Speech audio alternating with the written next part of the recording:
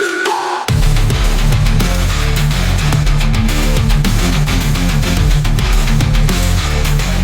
we are going.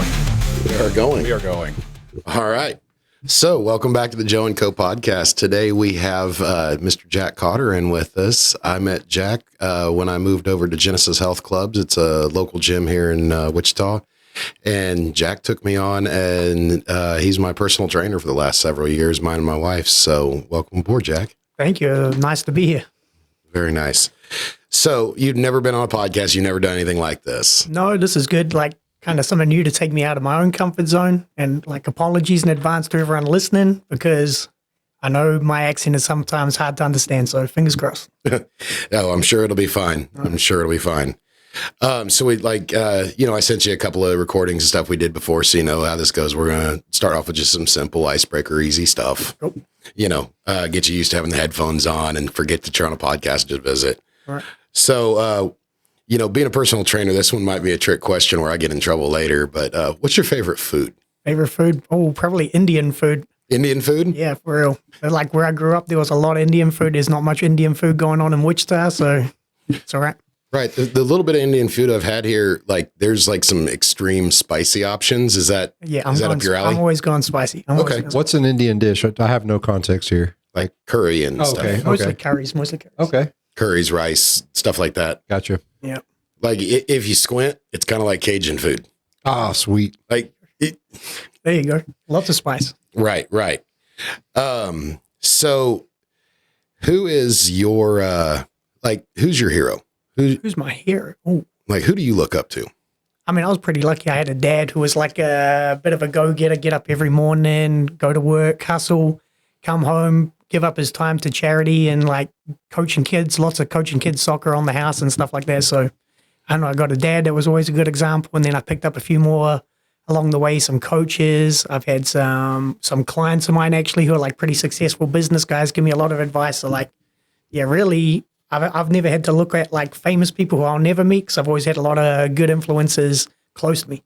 Yeah, that's really awesome to put yourself in that spot. So what about a favorite movie? Do you have a favorite movie? I'm honestly not much of a movie guy. Kind of my embarrassing is that I'm a lover of reality TV. Oh, really? Yeah. Like give me an example. What's the specifically my two favorites is Survivor and The Challenge. So yeah. I like all that kind of stuff, which I know is not super cool to like, but I like it. Yeah, my mom likes Survivor. Like when I say likes, I mean she shuts the phones off. Yeah. Don't call me from whatever time to whatever time this night of the week because there's a new one on. Yeah, hell yeah, that's exactly where I'm at. Nice. So what about like a dream car? Like a car. Same again. I'm not really a car guy to be honest. I wouldn't even be able to name most of the cool cars out there. I'm just a sports guy. If it's sports, I'm in. Anything else doesn't really interest me as much. Right. And you're a true fan. Yeah, I'm a true fan. All the teams I support suck. Right. I knew when he told me he was an Arizona Cardinals fan, I was like, oh, yeah. Wow, I don't know, how you became that, but God bless you. Yeah. A phrase from back home is like, you don't want to be a rent boy where you can change teams like you change renting houses. I'm a mortgage guy. Once that's my team for life, and shit, I'll go down with them. Right. Cool. How about foods? What don't you like? I know there's a lot of things you won't eat because you pay attention. Well, I try to eat good for the most part. Things I'm actually not really a picky eater at all. I'll pretty much eat anything. Right. Yeah. You just, the things you choose not to eat because you. Yeah, especially right now. I mean, I had a bad year for my health last year with some surgeries and things like that. Let myself get lazy. Wasn't able to work out for a while. So right now I'm really like cranking back in on the diet and stuff. Down like 10 pounds in the last like 3-4 weeks. So I'm just going to keep shit rolling. Nice. So what about a favorite book? Book? I'm more of a podcast guy than a book guy. Probably the last book I read was rereading the same book that you and I both read, The Extreme Ownership by Jocko. That was a good one. Obviously, it helps me with my work and things. So I would say of any of the book, that's one of the few books that I've read twice. Very nice. And so you said podcasts. Where are your go-tos? Actually, I was kind of thinking of that on the drive over here. If there's anything I could recommend anyone's at home, Ed Mylett, like EDMYLETT. I had one of my mentors here in town, Ben. He's another manager at one of the Genesis here in Wichita. And he put me on a podcast called 10 Ways to Maximize Your Life. and that's by Ed Milet. And then ever since then, if I've got like a go-to, I'll go and listen to him. Some of them, like, they're all good for you, of course, but like maybe like a David Goggins or an Andy Elliott or something, they just, personalities come on a little too strong for me. Not that their message isn't a good message, but I think Ed Milet is a good guy to be listening to. Right. And that's kind of the premise for our podcast is not necessarily that, our personalities are any better, but it's, hard. It's easier to listen to a normal guy saying, hey, this is what I'm working on than a guy that's already made it. Yeah, exactly. Like, and if you want to be charged up all the time and like, work 20 hours a day and stay on the grind nonstop and hey, good for you. You're going to be successful and you're going to help a lot of people. But just my own personal personality, I got to have a little more fun with life. And yeah, Goggins moves the needle the opposite direction for me. It's like, oh man, like, yeah. So I'm with you on that one. There you go. A great guy though. You know what I mean? Yeah. What he's saying is cool. Right. So what are your hobbies, man? What do you do after work? After work, I'm not doing too much crazy. Like I don't go out and drink or party or anything like that. I like to do jujitsu. I like to do kickboxing, walk the dogs, hang out with the wife. Outside of the gym, I'm a pretty quiet guy. I work at the gym, so when I'm not at the gym, I'm kind of taking it easy. Yeah, and I know you love dogs. Yeah, I'm a huge dog lover. I like dogs more than people, that's for sure. Yeah, and I know you have, because we share the trait, we both have English Mastiff. Yeah. And then you had another dog or two? I got one more dog as a Basset Hound. Yeah. So, this is my first and last Basset Hound. Oh, yeah.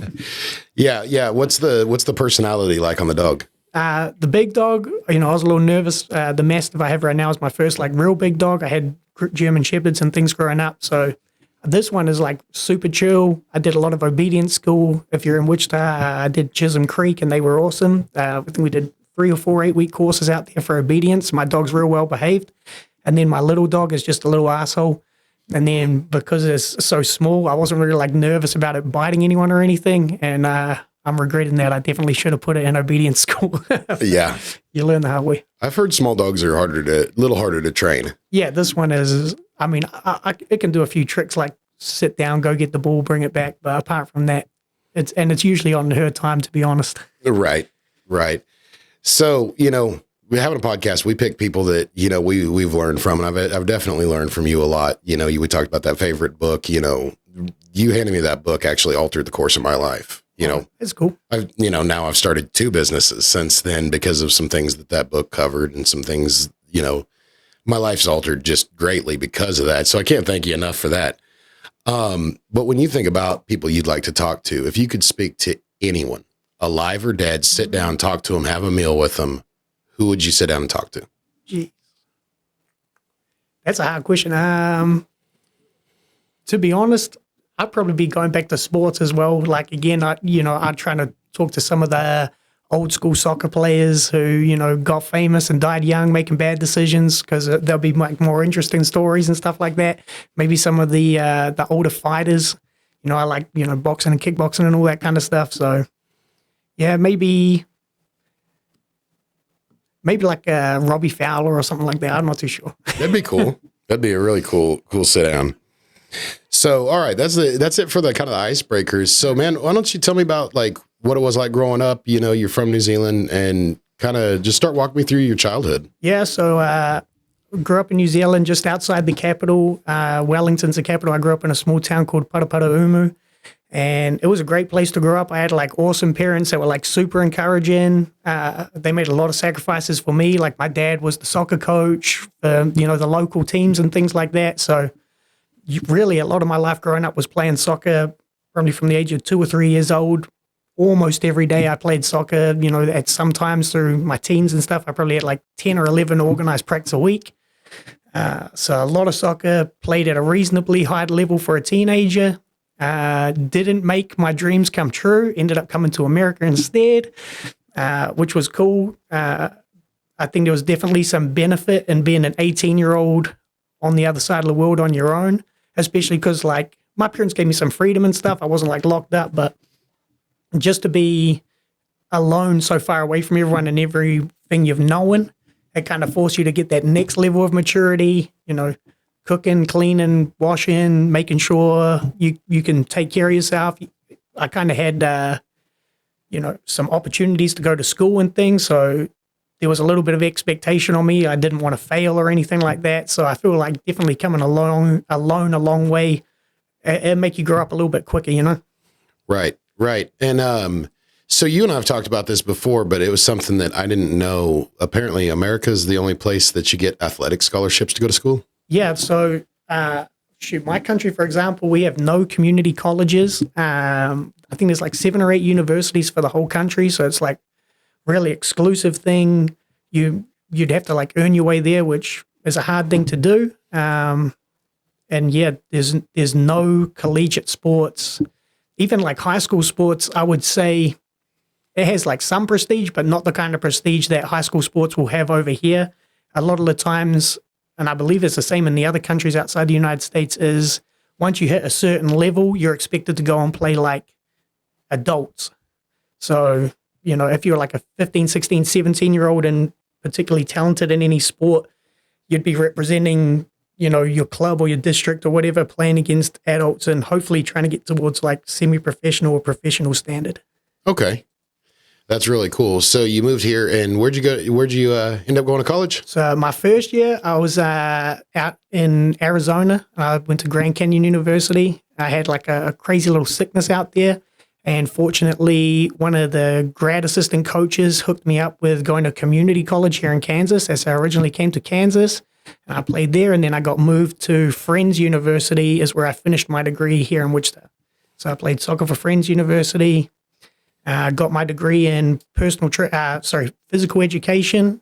That could have gone 2 ways, towards teaching or towards exercise science. I did 1 day shadowing PE teaching at a middle school here in town, and I was like, that is not for me. But fortunately, part of my degree, I did an internship at the Genesis, where I still work here 9 years later. So yeah, I was just fortunate to walk in at a time that there was a really strong manager there, a young guy, Cameron Decker, who was at the time, I was like, oh, big shiny eyes. I like this guy. He's training for world powerlifting championships, and he was pretty successful as a personal trainer. He taught me the business model. He helped me with the skill sets of, how to acquire clients and then how to treat clients right so they want to stay with you for a long time. So yeah, I would say Cameron Decker was like my first real influence in the fitness business. And then eventually, after being like somewhat successful, I got moved into being the manager at the club I was at and built a bit of a team. And then, for a few years there, I was enjoying helping other people also become successful personal trainers. And I can say like, I was pretty proud of making 2 or 3 guys who were pretty successful in the industry themselves. And then just in this last year, I wasn't able to give myself, my full self to the job because I was going through a lot of health issues myself, ended up having a big stomach surgery. So I kind of took a step back, and I'm just managing my own clients right now, but we'll see what happens in the future, Yeah, absolutely. So, I guess what led you to the wanting to educate people physically and help people physically? I mean, because you do seem to truly have a passion for that. Yeah, I do. And I would say anyone who's going to work in the service industry, if your mindset is like, how can I help as many people as possible and genuinely want the best for them, the rewards internally are going to be good. And then also like the returns financially is going to be good too. Like, I would say if anyone wants to work in any sort of service industry job, you're going to have to be fueled by either finances or by great service. And I would say the people who are fueled by great service tend to last longer because they're enjoying it more, and they usually end up getting a good financial return as well. So yeah, ever since I really first stepped foot in Genesis, I was like, all right, this is something I can do. I have some examples of, guys making reasonably good money who get to hang out in gym shorts all day, lift weights. Where I was and where I still am is a pretty cool environment, because if I've got like a lunch break, I could go play jiu-jitsu with you guys or go to a kickboxing class or something. So yeah, it's all kind of worked out. I just felt like I just got put in the right place at the right time, and the situation was so good I had to maximize. Right. Well, and so when I first met you, I had just started at Genesis, and they signed me up for training, and it was with another gentleman. I think I saw him twice and he quit or something. I don't remember exactly what the deal was. and you reached out directly to me and had me come in because I think you were managing at the time. Right. And I wasn't trying to be a jerk about it, but I was like, you were like, hey, well, what's your goals? Hey, this guy looks like the guy for you. And I was like, nah, you're the guy for me. Okay. Like I want to go to the top, and you just took it. And, right. I guess, hey, that's a little more pay for you probably, but it was, I wasn't particularly, easy client to deal with that day, and you just took it on. That was really cool. You'd be surprised. You're actually a lot easier than most. Kind of the saddest part of my job, which is a bit of a strange thing, and I'm pretty certain this isn't just the Genesis specific, that like over 75% of people in the country with gym memberships go to the gym 0 times a month. So I'm working in an industry where people are like paying a monthly subscription to use a facility that they're not using, which kind of puts me in a good situation because, I am a caring person, but to someone who is been paying for a membership for 6 months and not showing up, that's a great opportunity for me to show them some care. Just call him up, be like, hey, Mr. Jones, I understand that you've had this membership now with us for 8 months, but you've only been in 5 times. Is there anything I can do to kind of help you out? Come in and see me for free. Let me take you through some assessments. Let me help you set a goal. Let me give you a roadmap to get from where you are to where you want to be. And it is a sales position. The nice thing about this sales position is once the sale is made, then the relationship starts. There's a lot of sales jobs out there where once a sale was made, it's like, all right, back to your desk, back on the phones. Let's go hit those KPIs. You still got another 80 dials today. Where in mine, it's like if I sit down with someone and we have a good interaction, they understand that I'm going to be genuinely caring about them. And, I present my value, I present my price. And if they do decide to become a client of mine, now I'm like, all right, I don't have to feel bad about selling you anything because now I've got the opportunity to follow through with my promises and kind of be on this mission with you to get you where you want to be. Right. And I think we've talked and, maybe it was part of the sales, but, you said there was kind of a correlation between, getting the gym membership and using it and getting a trainer. The trainer makes you use your membership a little bit. Yeah, for sure. Like even just, I'm not sure. I've only ever worked in one company, but our company statistics show that like people who take advantage of the 3 free personal training sessions they get when they join the gym are like 500-600% more likely to still be coming in at 6 months time. So like, the gym for a lot of people can be an intimidating place, a place where they're not like necessarily excited to go. It's more like I know I should or I know I need to, but not something that I'm necessarily excited to do. A lot of people when they get in there is like, shoot, or I don't want to be the person seen reading the descriptions on the machine or doing it wrong, or I don't know if that guy is coming back to that machine or whatever. So I can understand why it's an intimidating environment, especially if maybe you're a self-conscious person and you've got the perception that people in the gym are supposed to look a certain type of way. That kind of makes things easy for me because I'm really good at making people feel comfortable, making people feel excited to come and see me. And once you come and see me half a dozen times, boom, all right, now you know the techniques. Now I've given you a plan of what you need to come in. When you come in on your own, it's not like, crap, what do I do? It's like, all right, here's a list of 10 things. I've already done them. I know what kind of weight to use. I know no one's going to be looking at me like I'm goofy. So yeah, that's one of the nice parts of the job is getting people to actually be excited to do something that they were previously like dreading. Right. Well, and I can say as somebody that didn't start working out at all until my 30s, if you haven't ever worked out, like the weird perception when you go, let's say walk up to the bench press, it looks like you're lifting nothing. It really does. When you first start, 100 pounds is just two smaller little, and I think people, I've watched people go into gyms that didn't, have a trainer, didn't have anybody paying attention. I've watched, a guy stack 2 plates, and totally cold and just go to lift. And I just start walking towards him. And it's like, well, I'm going to be pulling this off this guy here in about 3, 2. Oh, you ready for some help? Here you go. Yeah, there you go. But it does. It looks like it's nothing. Like compared to you see on the YouTube, you see on the TikTok and all that. Those are, trained athletes that are doing that day in and day out, putting, whatever, 400 pounds up or whatever. So the little 100-pound weight that, you come in and be humble and try to lift you look like you're a baby. You feel like a baby lifting it. It's well, the one thing I can say to anyone out there listening, if you're the guy who's coming in and bench pressing 95 pounds, I've seen plenty of guys go from benching 95 to 315. So like, if you stick with it, you'll be the next one up there under those big weights. Right. I think one of the coolest, I don't know, transitions with our relationship was just the day, the day I did my biggest deadlift, which wasn't, huge. It was 400 pounds. Okay. And, the way you were excited for me. Oh, yeah. And then I think it was just about a month later, you were just working out and I was just working out on my own. And you kind of called me over and you were going for your personal best on bench press. Okay. And, it was like, hey, I get to be here like to see, because he's still pushing, he's still trying, he's still going. It's like, I don't know, that was valuable to me. Like, hey, yeah. I'm part of the guys that are actually doing it. Yeah, you gotta be. And that is one of the coolest things about the job. Whether someone else sees their achievement as like massive or tiny, to me is awesome, And actually, in all honesty, the people who I get the most reward internally out of like my older clients.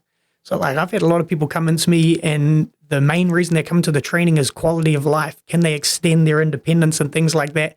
And like I love watching someone go from benching 1 plate to 3 plates, whatever. That's awesome. But if I'm taking a lady who's like, house ridden, afraid to go to the grocery store, afraid she keeps falling over or something like that, and now I've given her the confidence, like now you can walk stairs again. Now you can carry a handbag again. Now you don't have to worry about, limited range of motion. I'm not able to get cups out my cupboards anymore and stuff. If I can like give you all of those skills back, those are actually my favorite clients. Knowing someone can once again walk stairs who previously couldn't is like, for me, that's the best thing ever. That is really, that's got to be very rewarding. Yeah.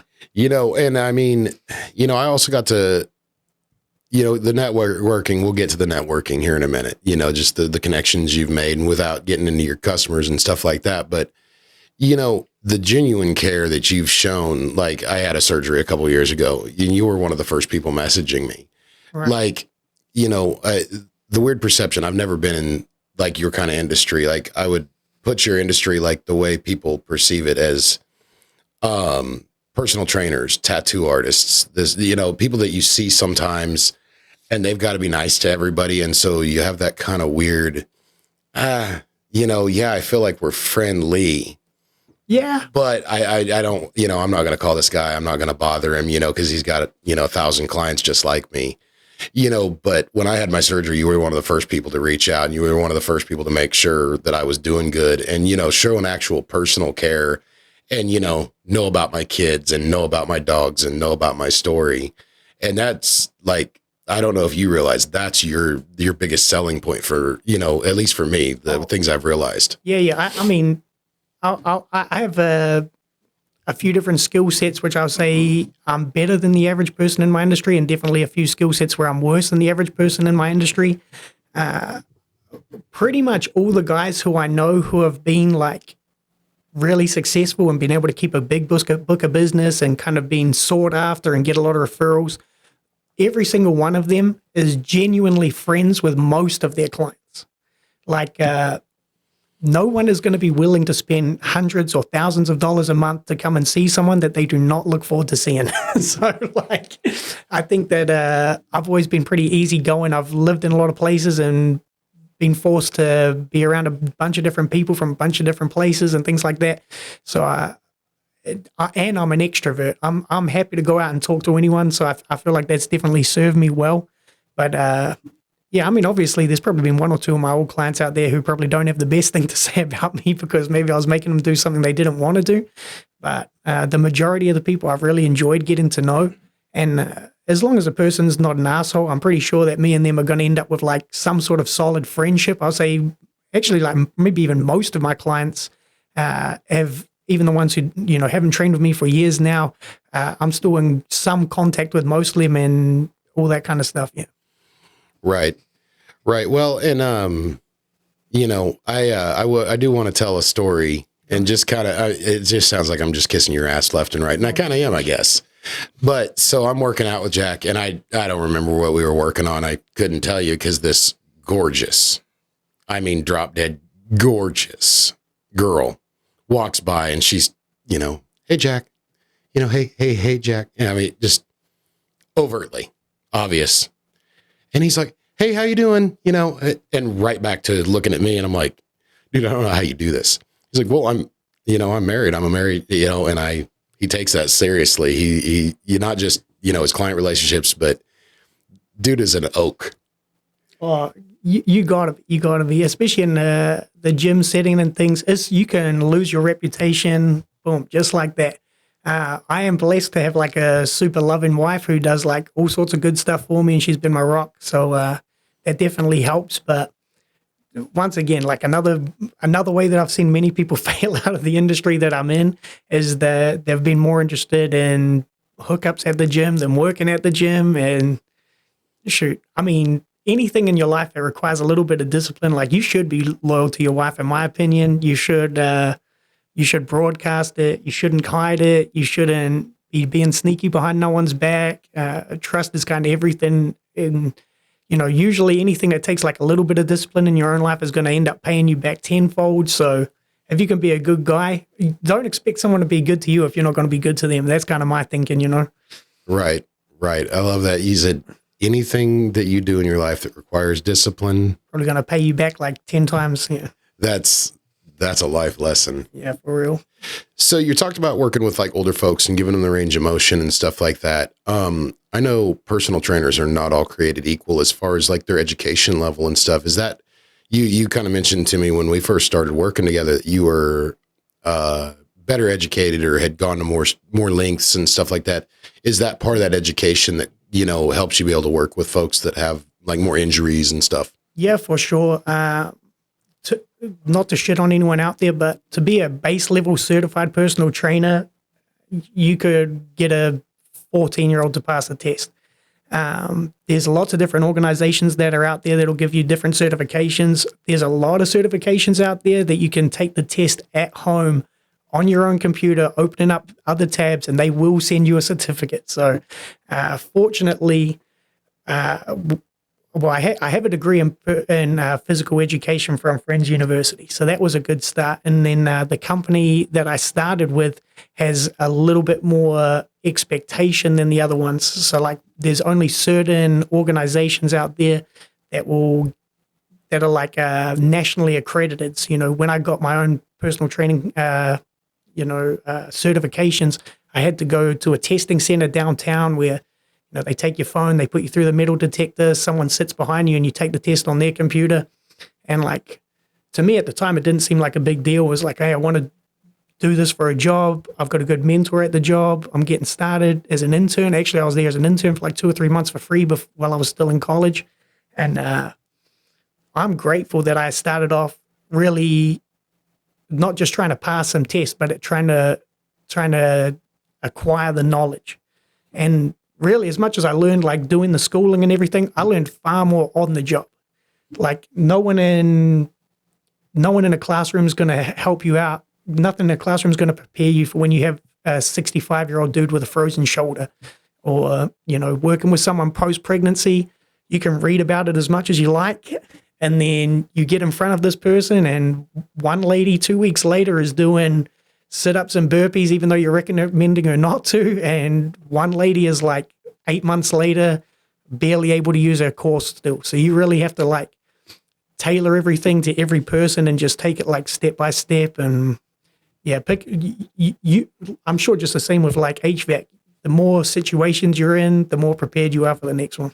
Right. And when you're looking for those indicators with the people, like, you know, the difference between the two ladies, are you watching the way their body's moving more? Are you watching the facial expressions? I mean, you know, how do you learn to read that? Somewhat both. And then you can set like tests, I suppose you would call it. Like, you know, is someone able, talking about a core post-pregnancy, is someone able to lay with their hands under their backside and just hold their leg off the floor for 5 seconds? Yes or no? Okay, yes, they can. Now, are they able to tuck their knees towards their chest 10 times? Okay, yes, they are.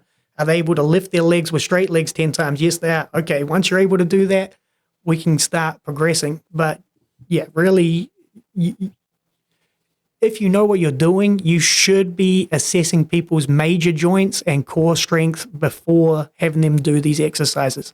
Like, I know there's no way that you and I would have started lifting weights without me of originally doing like a shoulder range of motion test, a squat test, a core test, all that kind of stuff. So you get a base level for someone, and then you start to design a program that is best for their specific needs. Right. Right. Well, and I'm asking some of this because there was a workout and we were mid-stroke. We'd been working together for several months, and I was doing like stepping up onto the bench with some weights in my hand or something. Mm-hmm. And you just looked at me and said, you know, basically you're done. Like whatever sore you're feeling, whatever something you're feeling, you're done. Yeah. And we spent the rest of class, you know, the rest of our time like stretching and kind of that. And I was definitely not going to say, hey, this hurts. Yeah, that's cool. And like, there are a lot of people like you who is like, nah, this, you know, what's the pain level 4? Like, no one's going to mention if they have a pain level 4 out of 10. If you're telling me 4, it's 7. You know what I mean? So I appreciate your attitude, and that's the attitude that's going to help you reach your goals. But the one that's going to help my insurance and keep me employed is the one that says, hey, it's time to stretch, and I want you to do these 2 rehab exercises daily for the next 2 weeks, and then we'll get back to doing what you want to do when it's appropriate. Right. Yeah, a personal trainer can stop you from hurting yourself. Yeah.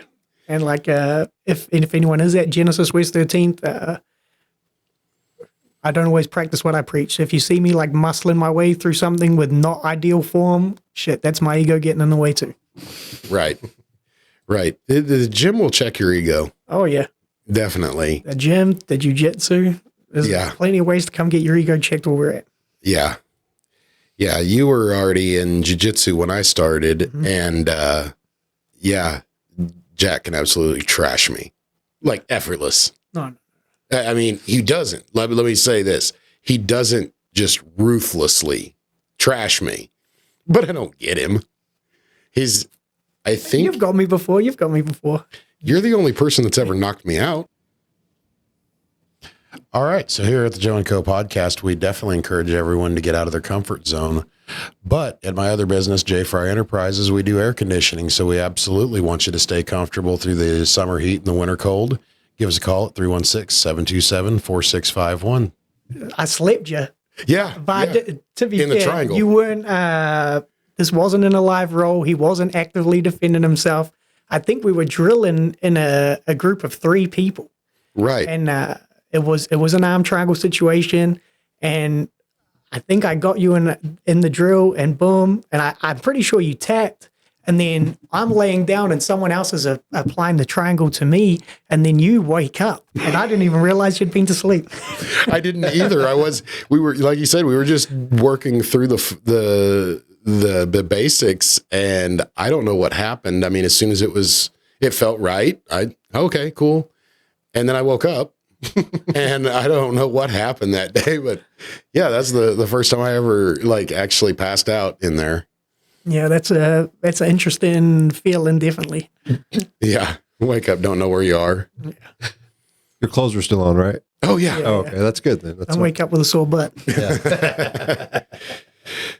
So, Matt, do you have any questions for him, man? Man, yes. Like I am. You described me like I'm that guy that's. I have this mental head block of like, why am I not back in the gym yet? Why am I not going? And then I get it's hard to admit out loud, but like I get self-conscious, and then it'll be in the morning at work, and I'm like, all right, I'm going to go tonight after work. And then I talk myself out of it.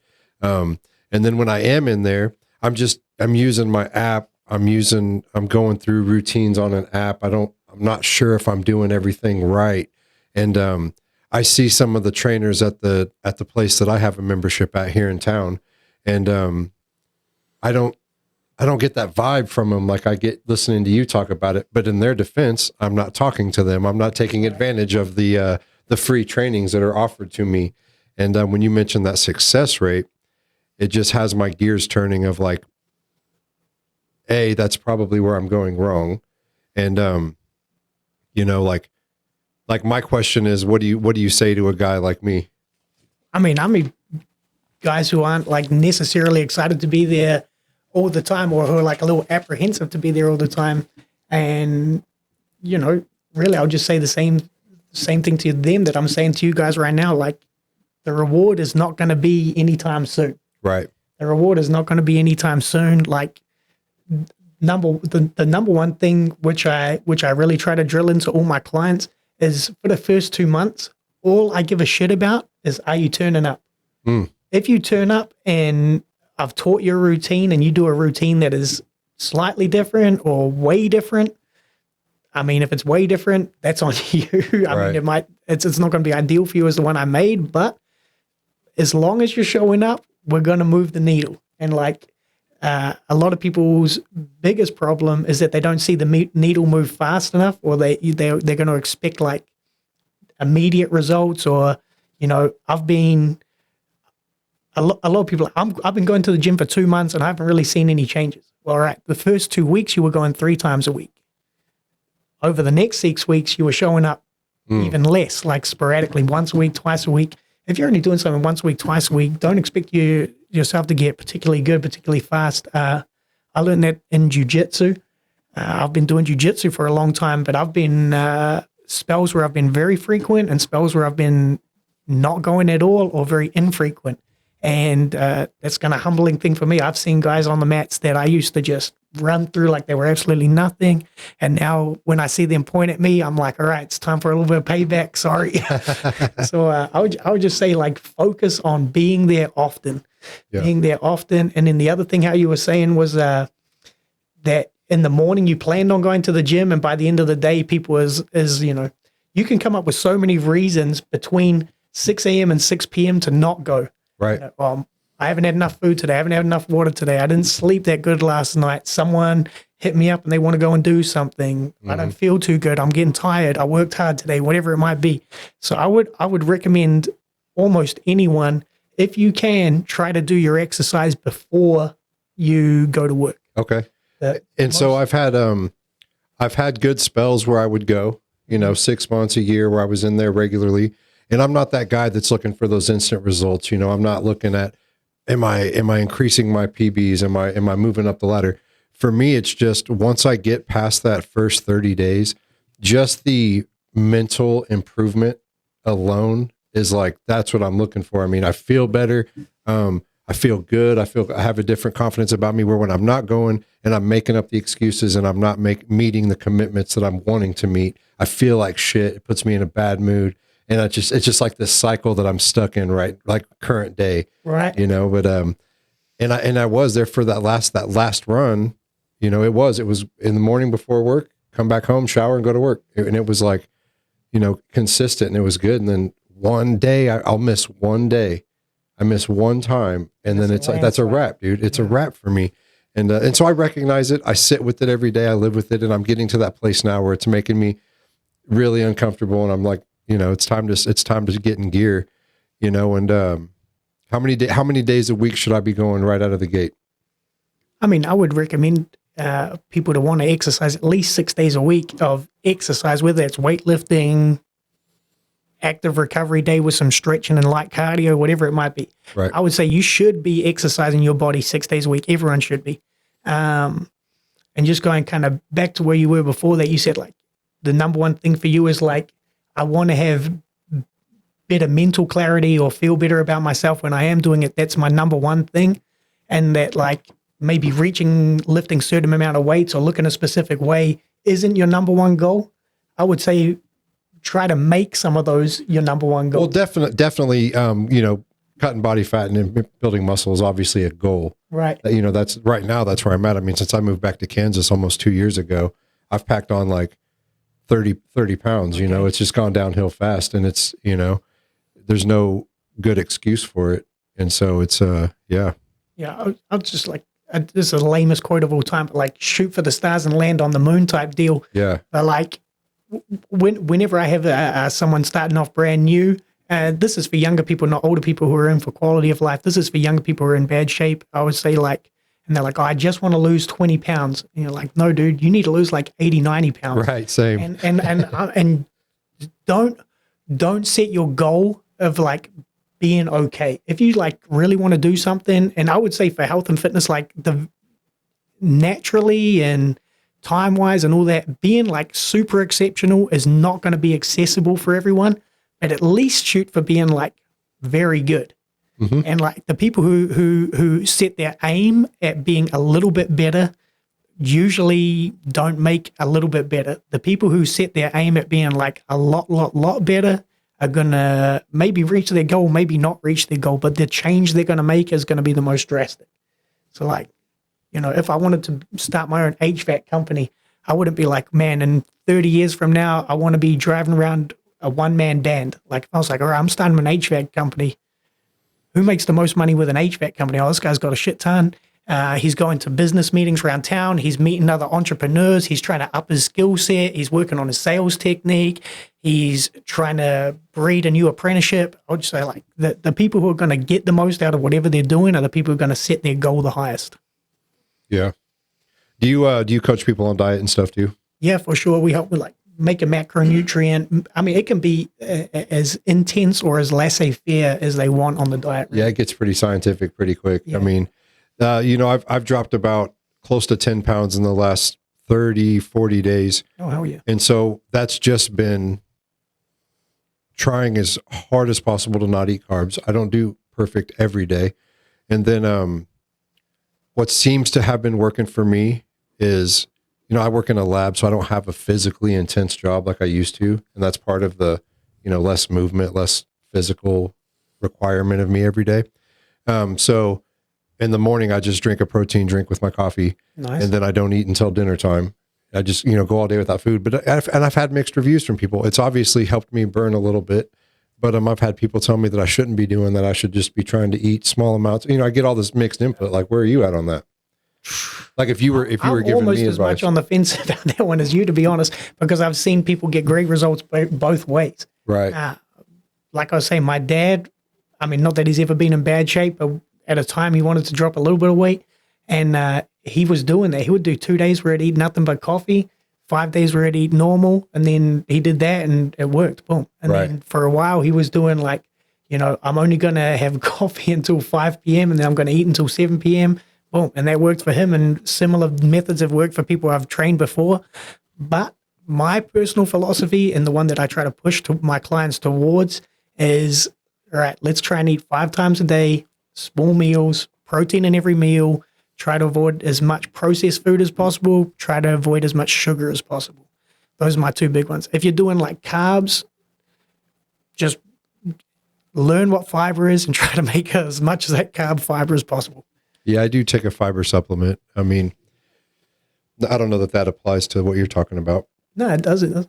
And so, yeah, I don't know, man. Like, it's just this mental thing. And I know once I start lifting again and being back active in the gym again, that I'm going to have to change my diet again, because not eating all day is not going to be ideal. Yeah, I'm going to be depleting myself in a bad way. And so, yeah, it's good stuff. It's kind of got my brain all over the place. Another question that I wanted to ask you, just to jump off topic a little bit, was you talked about extreme ownership. How did that book impact your life specifically?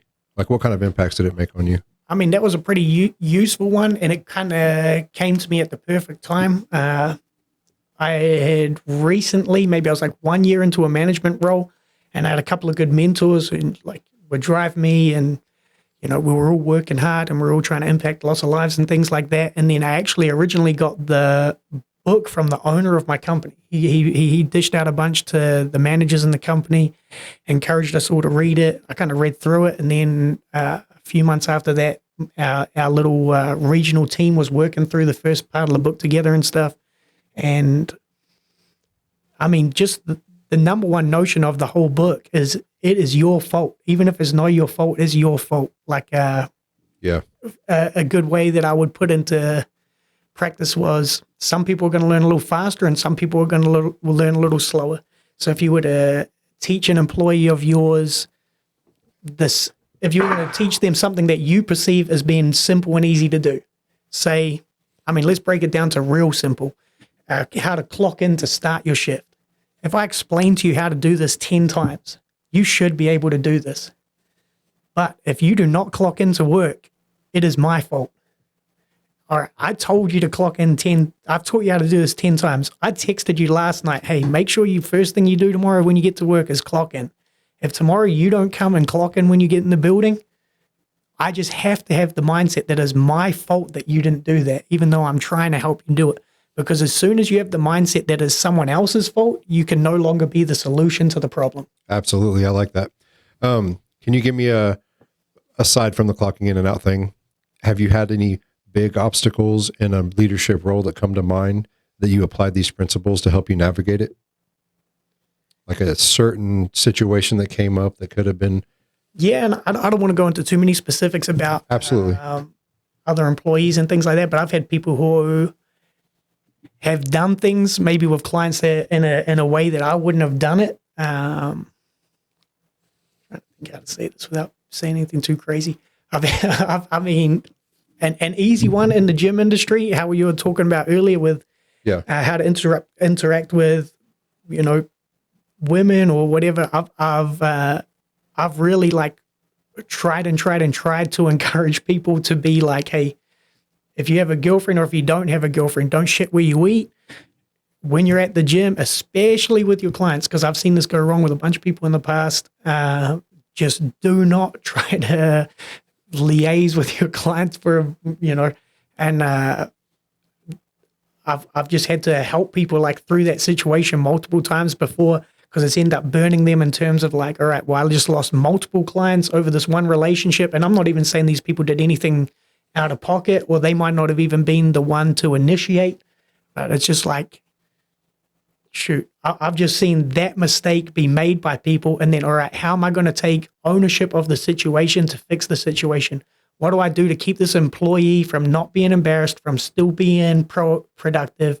What do I do to try and let that client know that there's other options with different trainers? And how am I going to make this environment comfortable for that person to keep coming in here? Well, really, this wasn't necessarily my fault that you broke up after 2 dates with the trainer that you were assigned, that you invited the trainer on. But all right, how am I going to maneuver? And because I could just throw my hands up in the air and be all right, we lost that client. Or it's all right, what am I going to do to save this business? How am I going to try and stop this trainer making the same mistakes in the future? All that kind of stuff. That's awesome. I imagine that's just a dirty side of that business. I don't know if dirty is the right word, but it's just something that's going to crop up. It does crop up. I would say the perception from the outside is worse than the reality. The majority of the trainers that I know in the city are genuinely great people who, especially the ones who have stuck in the business for a long time, because you don't last too long in the service industry if you're a piece of shit. So, but yeah, it does happen. So you were talking about earlier, different certs and qualifications. What kind of things should people look for when they're seeking out a personal trainer? Because I didn't know that about a kid could pass some tests and just get the job. And some of the people I've seen at my gym are they look like kids. Not that they're not effective or have something to teach a guy like me, but what should a guy look for? Well, genuinely, most people who are personal training are young. And I think it's 90% of personal trainers don't make it through the first 2 years, because at least the business model I'm in, and I think most of the other business models, it's a commission-based job. And so it's if you aren't out there servicing enough people well enough that they're going to want to keep paying for your services, you are going to have no money. So, I've seen people who have, this is my only job. I'm just a personal trainer, who did not last more than a year or two, just because you have to set a standard. You have to set a list of habits that you're going to stick to. And if you can't stick to that list of habits, it's going to be real hard to maintain. And that's why, as a young person, especially with how Joe was saying before, TikTok, YouTube, Instagram, all that kind of stuff, the kids, it's a desirable job to be in. And it is a fun job for me. I really enjoy coming in. But just if you're going to make it last, you got to be driven. You got to be able to make contacts and work hard often. And knowing your if you want high-end clients, you're going to make most of your paycheck off your highest end clients, the people who can afford to come and see you, 3, 4, 5, 6 times a week. That's where you're going to get the bulk of your paycheck. Usually someone who can do that is going to be rich or affluent. They're going to be making enough money because it is a luxury expense. Well, it's a health expense, but it's a luxury expense too, especially if you're doing it so often.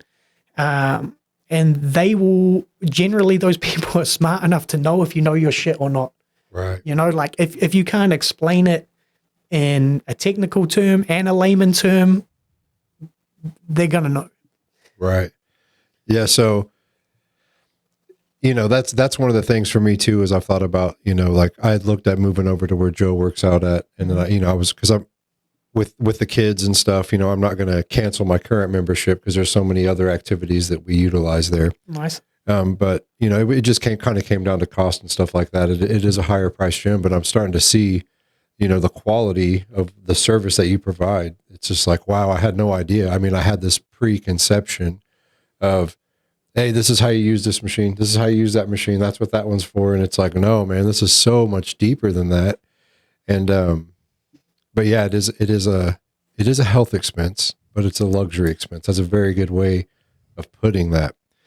So I don't know. I mean, you just got my gears turning, and you took a lot of the edge off of it for me. There's people out there that want to help guys like me. There's people out there that want to see me be successful. Oh, yeah. By showing up and being consistent. And I'm trying to think what else I was going to ask you. Oh yeah, there was another kind of a techie question I wanted to ask you. Where do you look at with cardio and lifting? Is it the same? Because I've been kind of researching it a little bit lately because I want to switch things up. I wanted, cardio afterwards, after a lift. And then it's kind of a 2-part question. What's the time and duration I should look for? I mean, everyone should be doing resistance training, no matter if you're 90 years old or, calisthenics maybe until you hit like 14, 15, but everyone should be doing some sort of resistance training. Everyone should be doing some sort of cardio. The people whose bodies change the most are not the people who come in 5 hours a week and just do the cardio machines. Right. That is not going to move the needle as much as you think it's going to move the needle. Just to increase your metabolism, you're going to want to maintain more muscle mass. Obviously, the diet is a huge part of that too. Making sure your body has the adequate nutrients to be able to grow muscle. And here's a little tip that helps a lot of people. I'm not against anyone going up and doing a little bit of cardio to warm up. I'd usually try to get a little bit of a warm up for everyone. But if I'm going to go to the gym and do 40 minutes of cardio and 40 minutes of weights, the order that I would recommend people to do that in would be the weight training first. Your body's readily first source of energy is going to be the glucose or the sugar that's in your bloodstream. That's what's going to help you be the most powerful. So if I go to the gym and I'm going to want to be good at weightlifting, I'm going to want to do it while my body has all that glucose to use. Once your glucose in your blood is depleting, now your body's going to move to want to use fat as an energy source. So if I'm going to go and do cardio before the workout, it might take me 15, 20 minutes before I start actually burning fat. If I go and burn out all the glucose in my blood, lifting the weights first, as soon as I go to hit the cardio, I'm going to be right in that fat burning zone, and it's just going to be more efficient to do weights before cardio. Yeah, that's exactly what I was reading last night. Trying to kind of prep for this a little bit was for my body type and where I'm looking at, I need to lift and then do cardio afterwards. Right. And so would you recommend that each time at the gym? I mean, doing both of those in tandem? Yeah, sure. It's going to be beneficial. It's definitely not going to hurt you. I'm not going to tell anyone that I'm out there doing the cardio machines a bunch because I'm not. Right. For me, if I'm going to do like aerobic activity, I'm going to want to make sure it's some sort of game. So like if it's not playing indoor soccer, if it's not doing jiu-jitsu, if it's not doing kickboxing, I might not be doing it that day. I would much rather, I cannot stand standing on the Stairmaster, the elliptical, the treadmill for more than 10 minutes. Yeah. To me, it's just like so boring when I know I could get way more calories burned, way more work on my lungs doing something that is a lot of fun. So Yeah.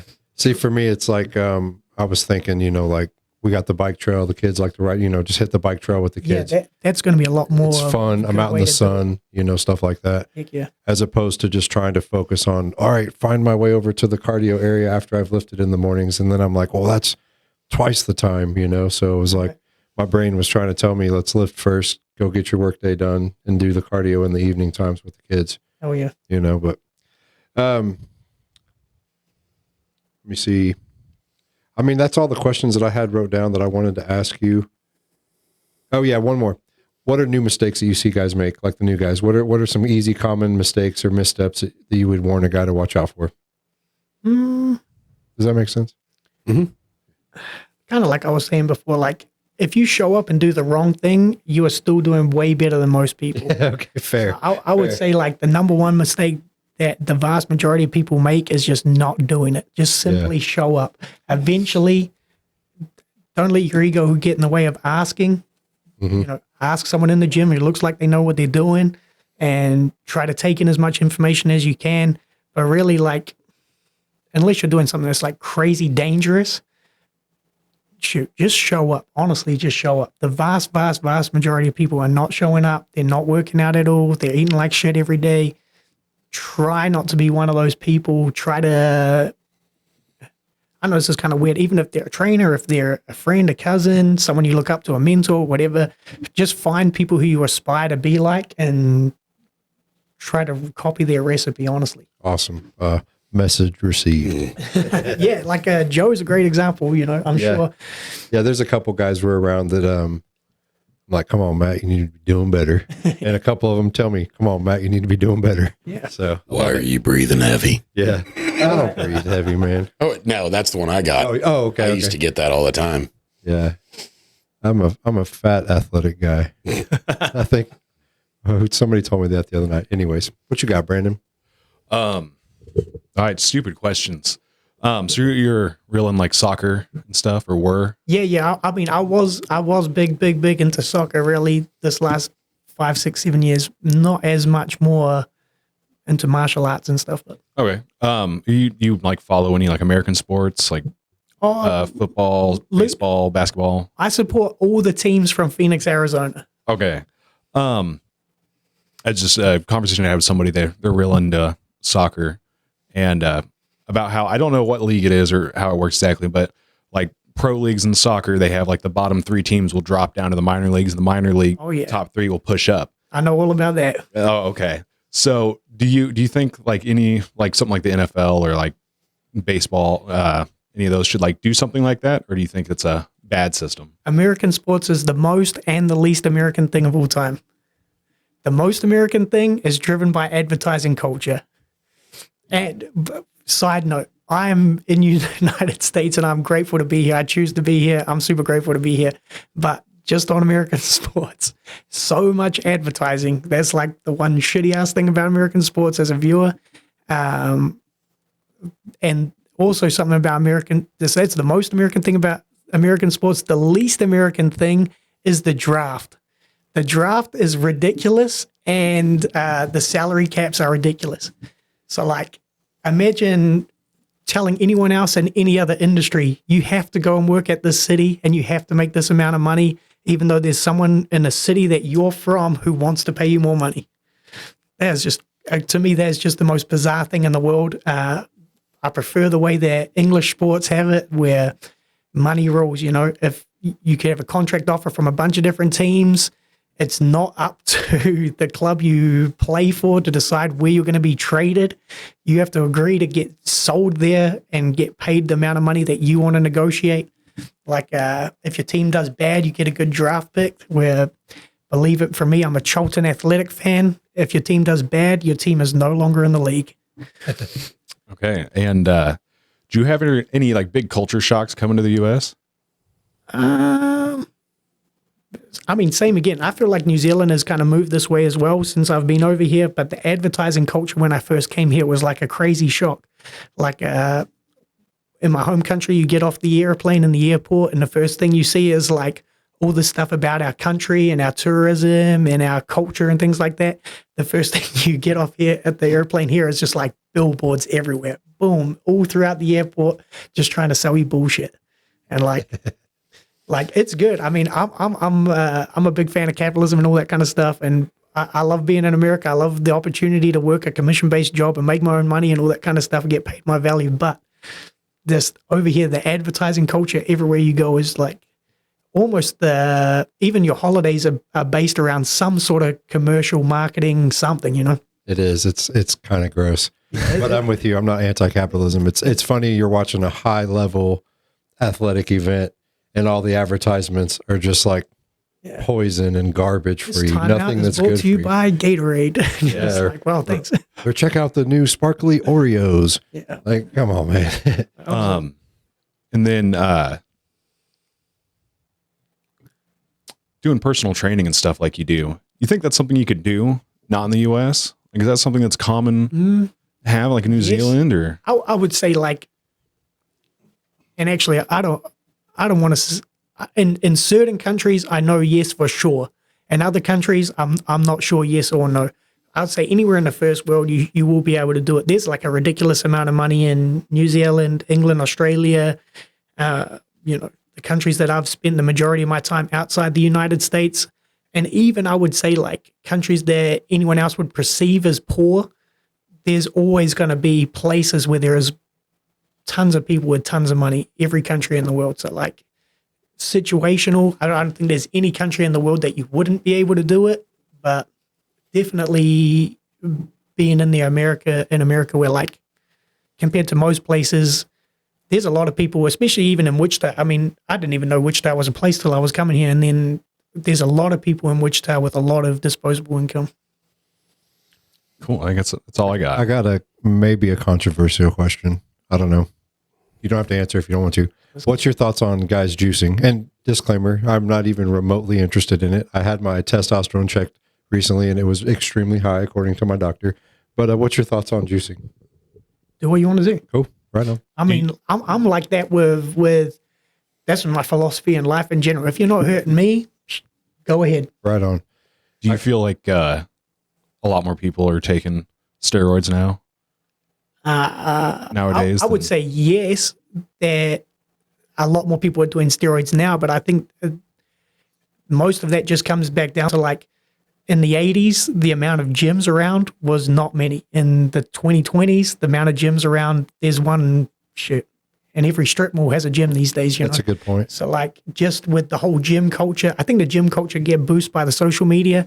And actually, I don't know why, but I once read an article about how Jersey Shore, the TV show, had an influence on the amount of gyms that were out there. So I think once people started glamorizing, outside of Arnold Schwarzenegger and the Olympias and all that kind of stuff, there was just a big glamorization on, you didn't necessarily have to be a pro-level bodybuilder. You could just be a jack guy who goes out and get chicks. I feel like kind of once it's like was seen by so many people. It's like a positive impact of Jersey Shore. I don't know if I've heard one of those yet. Yeah. Might be the first. I personally think like let the pro athletes juice if they want to. Why not? Oh yeah. If we're gonna watch the garbage commercials, like let these guys just get. If you're gonna watch Gladiators, watch Gladiators. Yeah, like let them do it. I'm all for steroids in professional sports. Someone's always going to be doing it, and someone's always going to get away with it. So why not? If they want to put their bodies on the line. Shit, and not? then when the all natty guy just strangles the dude that's juiced to the gills, it's like fucking even cooler, man. Like take my money, let's go. Well, who's the biker dude who got like a bunch of records got stripped for roids? Dude, what sport? Biking. Lance Armstrong. You said biker dude, and I was like, brother. Oh, no, like biking. Yeah. So I feel like. Yeah, I remember that. I would assume that like people like in like the 80s and stuff, like it was like only dudes that are like steroid and are athletes or like bodybuilder, like like Mr. Olympia type stuff. Barry Bonds, remember that era? I remember like when I was in high school, kids were doing steroids just like, oh, you get big, like it's just cause. So and like now I've seen like on like TikTok and that type of stuff, there's dudes who are like talking about their journey, showing off, but like it's like a 16-year-old or 17, 18-year-old kid who's obviously. He's got all the steroid, he's got the shoulders, he's got all the steroid like symptoms. I got folded up by a guy from Derby in a wrestling tournament in 10th grade. And I was like, there's no way this dude is all natty. He was. There is seriously there. And I was good, and this dude just like I had nothing for him. Absolutely nothing for him. I was shocked because so in high school I was in the strength and conditioning class, which is like PE, but instead of PE, you're doing like weightlifting and breaking like PBs and trying to get like the lowest time mile you can and stuff. And that's all you do. There's no like fun PE part of it. Yeah, and there were kids in there. I found out. I'm like, oh, you're on steroids? What? And they're like, yeah. And so I'm like, all you got? What? And there's like, out of 40 of us, there's like 15 kids that are all. It's like, hey, my Uncle Vinny, he's got the hookup. I don't know how they were getting the hookup, but we're all like 16, and these kids are ripped and monsters, dude. I mean, that's crazy. And they got the whole, they got the shoulders, they got everything. Yeah, I rest my case. Yeah, so they putting something in those kids' Wheaties down there. Something. All right, so Jack, what's your long term? What's the dream? What does it look like? I'd like to spend maybe like 10 to 20 more years in the career that I'm in, and then maybe move into something that has more to do with finances. I've had a couple opportunities before that didn't quite pan out the way I was hoping and things, but that's like another passion of mine, I suppose, is just like learning about finance and stuff like that. And being in the job that I've been in has enabled me to have like a lot of good connections and learn a lot of stuff young, which I'm like, I try to like spread the wealth with the young kids that I meet in the gym. So yeah, I mean, maybe eventually, maybe like a financial advisor or something like that would be something that would be another service industry job where I know that like I'm actually going to make a good impact on someone's life. So that would be enjoyable for sure. Heck yeah. How old are you? I'm 32. Okay, cool. Yep. Yeah, and he doesn't just share with the young guys. I mean, he's already looking at finance stuff, telling me stuff I didn't know, Yeah. That's cool. I don't know if there's any young guys out there listening to this. The most important advice that I've ever gotten in my whole life, aside from things to do with my health, would be to always pay yourself first. That should be like the number one goal for everyone. Like, understand that money in your checking account, money in your savings account is not your money. Those are tools that you're going to keep using in life. So the younger you start to invest money, whether that's a $200 paycheck that you're putting $10 out of every single time you get it, the better you're going to be in the long run. I know rich people who didn't save money, and I know poor people who did save money, and the size of the check they were receiving didn't determine where they ended up in the long run.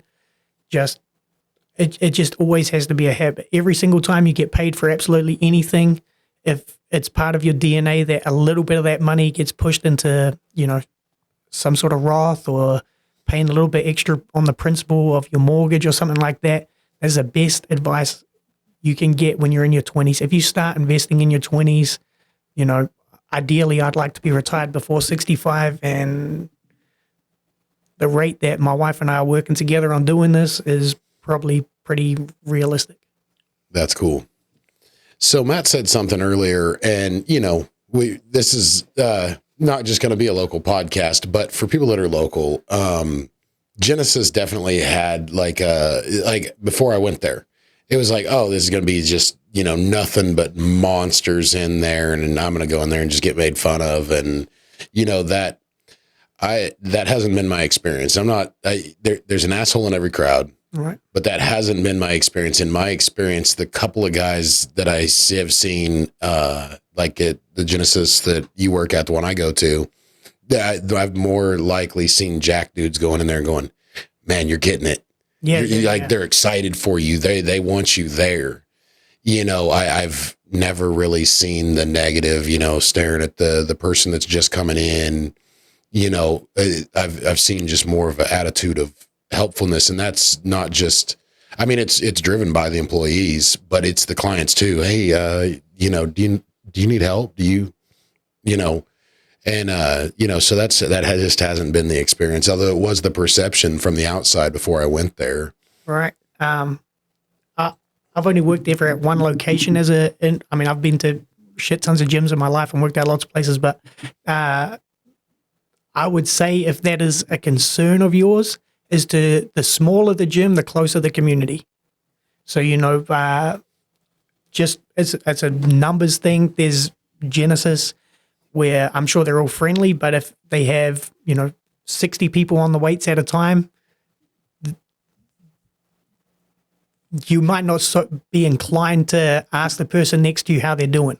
If there's only 10 people on the weight room floor and you see those same 10 people 4 or 5 times a week for multiple years in a row, you are going to have to get to know them. You know what I mean? It would just be crazy and weird not to.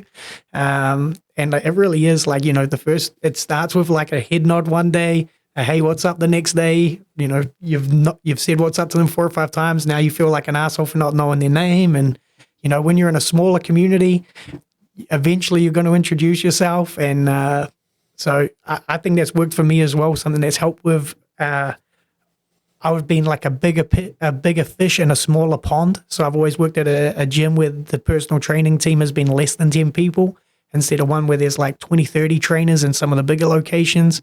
It's just something that's worked for me. Is it's just easier to fit into a smaller community. You're going to be around the same people so often.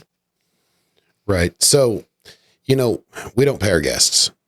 Right. I think we covered that. Yeah. But man, what are you looking for? What are the referrals? Like, so, this is your advertisement. This is what we can do for you. The number one thing that was probably paying me today is just on the drive up here, I was a little self-conscious. How's my accent going to sound? I've heard myself on videos around and things before. I'm like, oh shit, I sound crazy. But so for me, the biggest benefit from this was coming in here and just like doing something outside of my comfort zone. And then also like, you have a credit score with everyone and I know that Joe is like super duper reliable and his credit score with me is about as high as you can get. I know if I was to ask Joe for anything, he would always do it. So because Joe's credit score with me is so high, I'm like, shit, I got to keep my credit score up with Joe. So, I was happy to come along and do it. But if anyone wants to come and see me, I'm at the Genesis over at West 13th. It's the one that has MMA, jiu-jitsu, kickboxing, weightlifting. If anyone watching this wants to get in shape, come see me. But especially if you have like an aunt or an uncle or a parent or anyone that you're worried about them slipping, falling, quality of life declining, you want to keep them out of a rest home for the next 15 years, that's my specialty. Send them over to me and I'm going to take good care of them. That's awesome. All right. Well, I think that is all we have for today. Thank you so much for coming on. You've altered my life in a great way. So thank you for coming on and helping me again. Likewise, it was a pleasure. Nice to meet you guys as well. You too, man. Later, guys. Later.